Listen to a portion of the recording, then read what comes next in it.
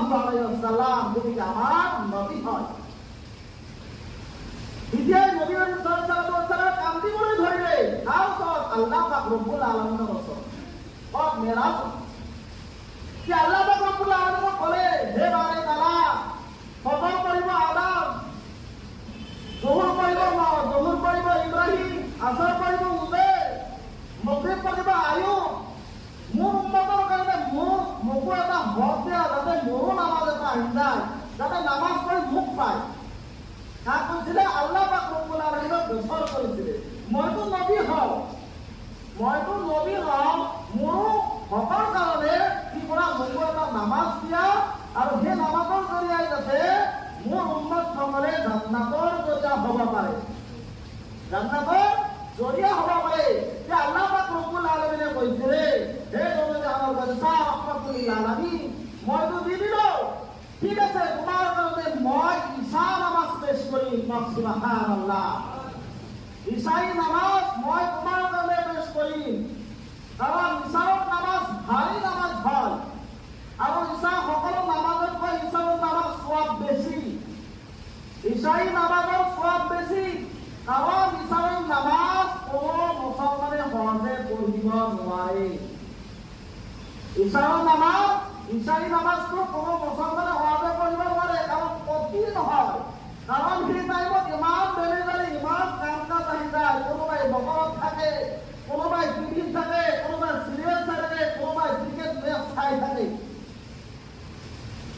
কাৰণ কি হয় কামতে লিপ্ত হৈ থাকে। ঈশাৰ নামাজতে আজান হয়, ঈশাই নামাজতে আজান হয়, মুয়াজ্জিন সাহেবে আল্লাহু আকবার কৈছে আল্লাহ ডাঙৰ হয়, সেই কামত নকৰে। চবেই পৰে মাগৰিবৰ নামাজ পঢ়িব পাৰে, আছাৰৰ নামাজ পঢ়িব পাৰে, জোহৰৰ নামাজ পঢ়িব পাৰে, ফজৰৰ নামাজ পঢ়িব পাৰে, নিৰাপদ হৈ থাকে।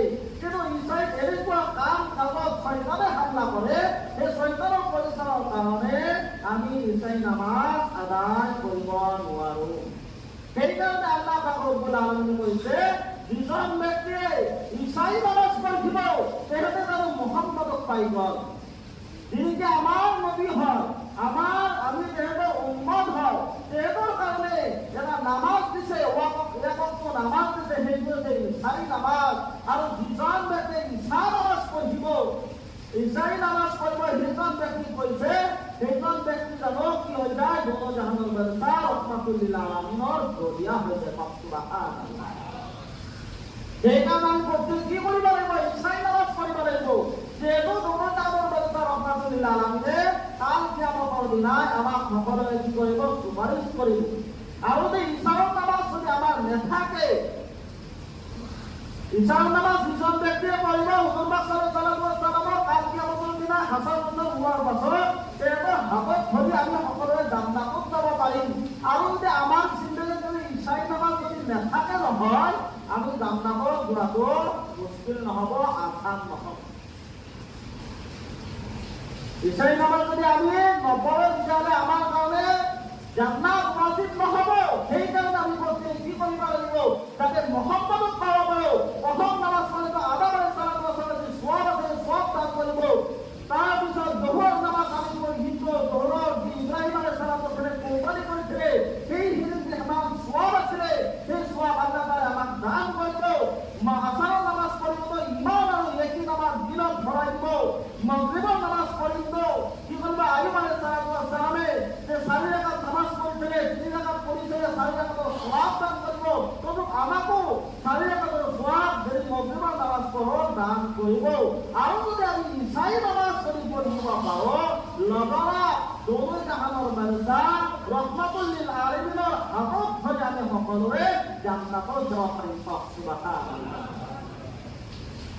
আমি প্ৰত্যেক কি কৰিব লাগিব? ইৰাদা কৰিব লাগিব। 5 ওয়াক্ত নামাজ যেটা আমাৰ ওপৰত খৰচ কৰতে সঙ্গে আইন হয়, আমি পঢ়িবই লাগিব। আমি গুণাগাৰ হৈ যাম যদি নপঢ়ো। সেইকাৰণে ঈশাই নামাজত অহাৰ কাৰণে চেষ্টা কৰিব লাগিব, যদিহে মুহাম্মদক লাগে। আমাৰ